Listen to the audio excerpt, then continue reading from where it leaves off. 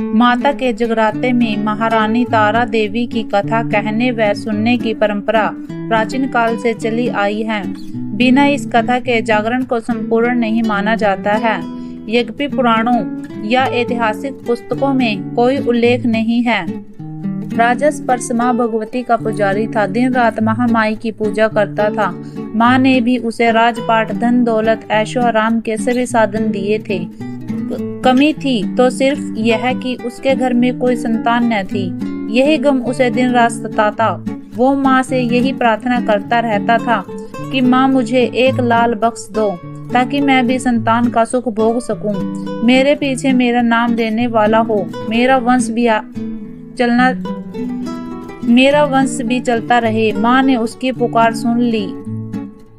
एक दिन माँ ने आकर राजा को सपन में दर्शन दिए और कहा है, ए राजन, मैं तेरी भक्ति से बहुत प्रसन्न हूँ और तुझे वरदान देती हूँ कि तेरे घर में 2 कन्याएं जन्म लेगी।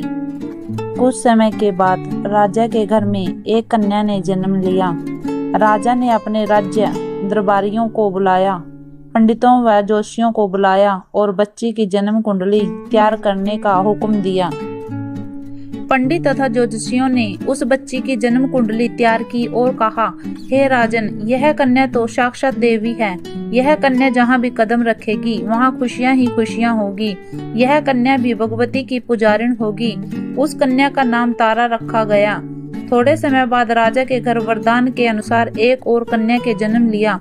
मंगलवार का दिन था। पंडितों और ज्योतिषियों ने जब जन्म कुंडली तैयार की तो उदास हो गए।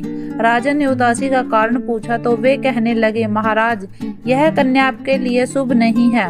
राजा ने उदास होकर जोशियों से पूछा कि मैंने ऐसा कौन से बुरे कर्म किए जो कि इस कन्या ने मेरे घर जन्म लिया है।